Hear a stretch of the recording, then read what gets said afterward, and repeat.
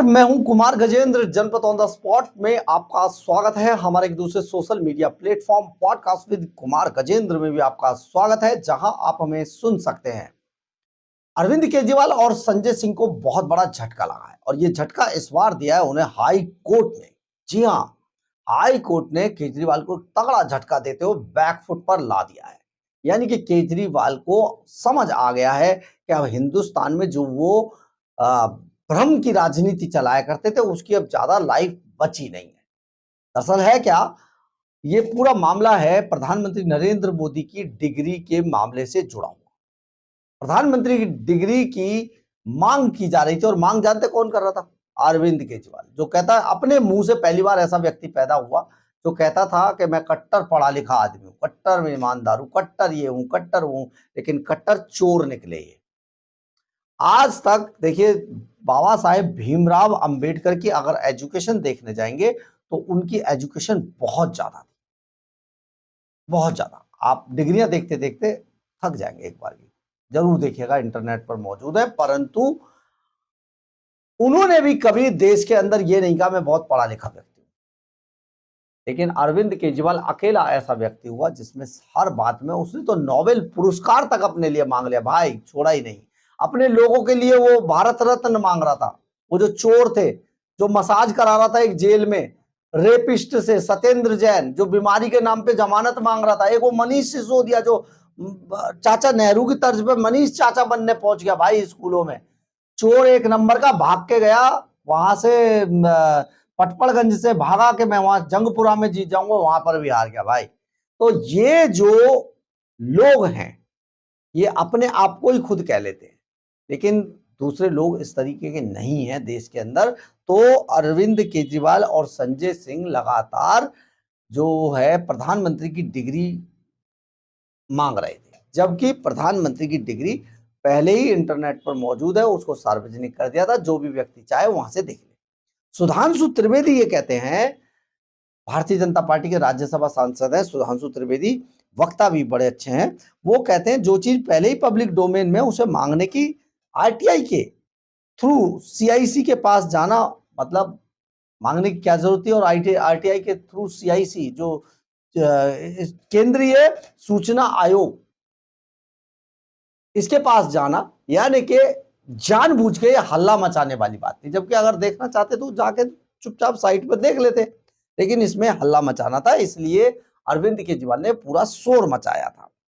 और अब हाईकोर्ट ने साफ तौर पर मना कर दिया। हाईकोर्ट ने कहा कि प्रधानमंत्री की डिग्री सार्वजनिक करने की सीआईसी की मांग हम नहीं मान सकते, ठुकरा दी गई है। अगर किसी को देखना है तो वो जाकर देख सकता है, साइट पर मौजूद है।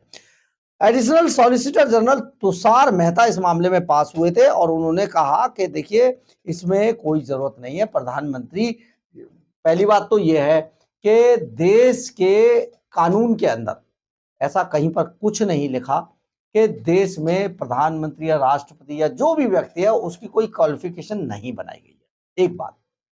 दूसरी बात यह है कि देश के अंदर एक से एक पढ़े लिखे भी लोग आए और एक से एक अनपढ़ अंगूठा टेक भी आए, लेकिन क्योंकि कानून ऐसा है इसलिए कभी किसी ने इस पर विवाद नहीं खड़ा किया। परंतु अरविंद केजरीवाल एंड कंपनी तो हर बात पे विवाद ही खड़ा करके अब सोचती है वो इसी की बिना पे टिकी हुई है। दरअसल 2016 में सीआईसी के माध्यम से प्रधानमंत्री नरेंद्र मोदी की डिग्री की जानकारी मांगी गई थी आरटीआई के थ्रू। अब बीजेपी ने इसमें प्रेस कॉन्फ्रेंस करके उनकी डिग्री दिखा दी, लेकिन इसके बाद अरविंद केजरीवाल जो है लगातार संजय सिंह, अरविंद केजरीवाल उनकी डिग्री की मांग करते रहे। और डिग्री की मांग करते करते जब दिल्ली यूनिवर्सिटी ने कहा कि आरटीआई के दायरे में किसी की पर्सनल इंफॉर्मेशन नहीं आती है, आप आरटीआई से कोई ऐसी पब्लिकली कोई चीज तो जान सकते हैं, वो तो देगा, लेकिन किसी की पर्सनल इंफॉर्मेशन देना आरटीआई के दायरे से बाहर की बात है। डीयू ने साफ मना कर दिया, दिल्ली यूनिवर्सिटी ने। तो अरविंद केजरीवाल एंड कंपनी गुजरात में पहुंच गए। अब गुजरात में यूनिवर्सिटी ने केजरीवाल और संजय सिंह पर केस कर दिया, मानहानि का मुकदमा दर्ज हुआ, 25,000 रुपए का इन पर जुर्माना लगा दिया गया दोनों पर, और सम्मन वारंट से लेकर इनके नॉन अवेलेबल वारंट तक हो गए। इन्हें वहां से बचने के लिए सुप्रीम कोर्ट जाना पड़ा और अब हाई कोर्ट के अंदर जब ये मामला आया तो उन्होंने साफ तौर पर कहा कि नहीं, ये सब चीजें पब्लिक डोमेन में पहले से ही मौजूद है, लेकिन आरटीआई के थ्रू इसको नहीं दिया जा सकता। और ये वही अरविंद केजरीवाल है जो 10 साल तक दिल्ली की सत्ता में रहने के बाद खुद आरटीआई से आए थे, सारे इसी टाइप के लोग थे, लेकिन जब खुद सत्ता में आए तो इन्होंने अपनी सरकार के बारे में कोई जानकारी नहीं दी। 10 से ज्यादा आरटीआई तो मैंने खुद लगाई, एक की भी जानकारी नहीं आई। आप ये सोच लीजिए, ये इस तरीके के लोग हैं। और आज हाई कोर्ट ने तगड़ा झटका दिया है इनको। हाई कोर्ट ने साफ तौर पर इनकार कर दिया है, किसी की भी जो पर्सनल इंफॉर्मेशन है वो नहीं दी जा सकती। आरटीआई एक्ट के अंदर ऐसा कोई प्रावधान नहीं है कि किसी की पर्सनल, देखिए किसी भी व्यक्ति की डिग्री तो उसकी पर्सनल प्रॉपर्टी है और उसको सार्वजनिक नहीं किया जा सकता। ऐसे तो कोई भी जाएगा किसी की भी डिग्री निकलवा लेगा जाकर, ऐसे थोड़ा होता है।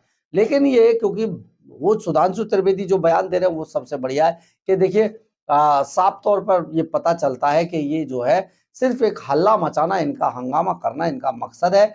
इनका मकसद किसी तरीके का कोई ऐसा डिग्री और इससे कोई लेना देना नहीं है। सिर्फ देश की जनता में ये गुमराह करके ये गलतफहमी पैदा करना चाहते हैं कि ये बड़े कट्टर पढ़े लिखे लोग हैं, जबकि सही मायनों में देखा जाए तो बहुत सारे ऐसे वीडियो भी मौजूद हैं जहां पर पता चलता है कि अरविंद केजरीवाल एंड कंपनी कोई ऐसा कोई खास वो चीजें इनके अंदर दिखाई नहीं देती हैं। अब आज से 30 साल 40 साल पहले आईआईटीएन, अगर कोई आईआईटी में एडमिशन हो रहा है तो कोई जानता भी नहीं था, कोई चला गया, कैसे गया, कहाँ से गया, ये भी नहीं पता है ठीक से। बहुत सारी बातें हैं, परंतु सबसे बड़ी बात यह है कि अगर हम अपने देश के अंदर, दरअसल केजरीवाल एंड कंपनी ये मान चुकी है कि अपने देश के अंदर अगर राजनीति करनी है तो बड़ा जो भी व्यक्ति है उस पर हमला बोलिए और आगे चलिए, क्योंकि इनकी पूरी राजनीतिक जो बुनियाद है वो इसी मामले पर पड़ी थी। पहले शीला दीक्षित पर लगातार आरोप लगाया करते थे, फिर कोई एफआईआर भी एक दर्ज नहीं कर पाए।